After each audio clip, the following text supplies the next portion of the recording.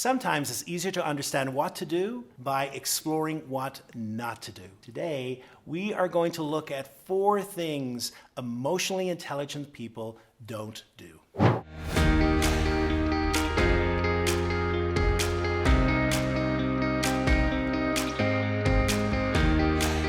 One of the advantages of looking at what emotionally intelligent people don't do is that we get clues into what we should be doing. Today, we're going to look at 4 things that emotionally intelligent people don't do. Stay tuned, because at the end, I've got a wonderful offer for you of a free on-demand learning course which will explore your own emotionally intelligent roadmap.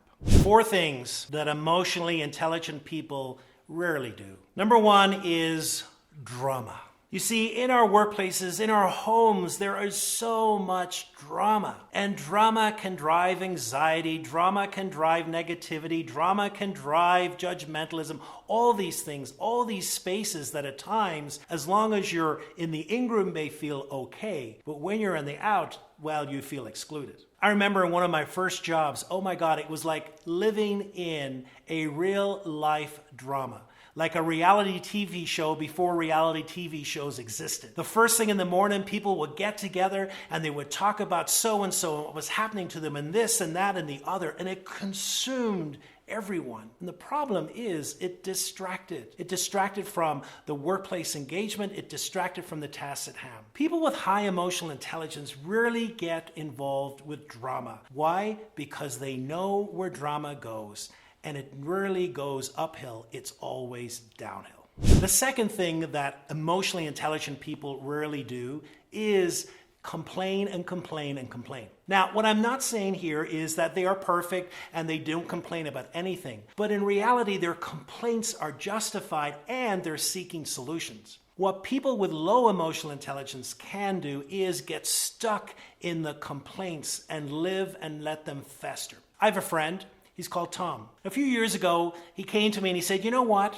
I'm really dissatisfied with the job that I'm in. I want to get out. I want to do something different. And so we had this great conversation. We brainstormed together. We maybe found some options that he might want to consider. We came upon one that required him to do some further studies and to get a certification that would make easing into this new position something that would be a lot easier. Now, I met Tom about a year ago and he had made no progress. We once again revisited everything that we said, and still he was complaining about his present job. He hated it. And I just talked to Tom about 3 months ago, and guess what? He's still complaining. He's still complaining about the job that he's in, and he has done nothing to change his reality. A sign of lower emotional intelligence is this ability just to be stuck in the complaining and not to want to reach out of it. The first step to perhaps increasing and expanding our emotional intelligence is that ability to actually do something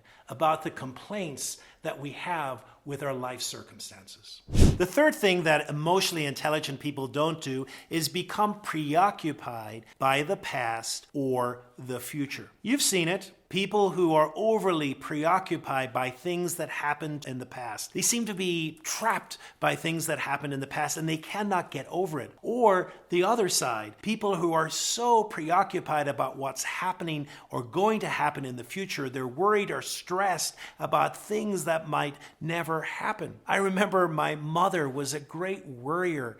And I can remember my uncle would always say to her, you know, Teresa, if you would just live in the present. And therein is something that emotionally intelligent people can do wonderfully. It is live in the present moment. You know, we have to worry about the future at times, and sure, it's easy to become preoccupied, but if that becomes our sole focus, then we are not living in the present moment. Or if we are carrying the past and living in the past, likewise, we are not there in the present moment. So what emotionally intelligent people can do is have the right balance of what's owed to the past, what's owed to the future, but recognize it's in the present that we encounter people. It's in the present that we build up relationships. It's in the present that we will have our greatest impact.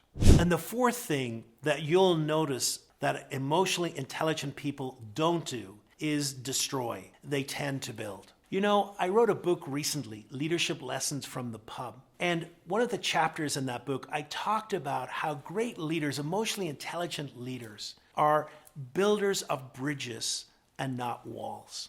And what you'll find with people who have low emotional intelligence is that they are easy and quick to destroy things around them. They're easy and quick to gossip about people. They're easy and quick to find fault with people. And they find it much more difficult to build up. You know, it's much easier to build a wall than it is a bridge. And what emotionally intelligent people do wonderfully is that they can move to solutions, that they can help get beyond problems and difficulties and conflicts and look for solutions. So one of the signs that you'll see for emotionally intelligent people is that they are builders and they are not destroyers. So there you have it. Be on the lookout. If you see any of these 4 signs, it is a clear indication that a person has yet to grow in their emotional intelligence. And it's also a sign for us, perhaps, that we might want to take a different route. If growing your emotional intelligence is important for you, I invite you to click on the link below. It will take you to a resource that I have created. It's a free on-demand learning around creating your own emotional intelligence roadmap. And if you have enjoyed this episode, then I invite you to watch the next episode, which talks about the critical importance of emotional intelligence in the workplace.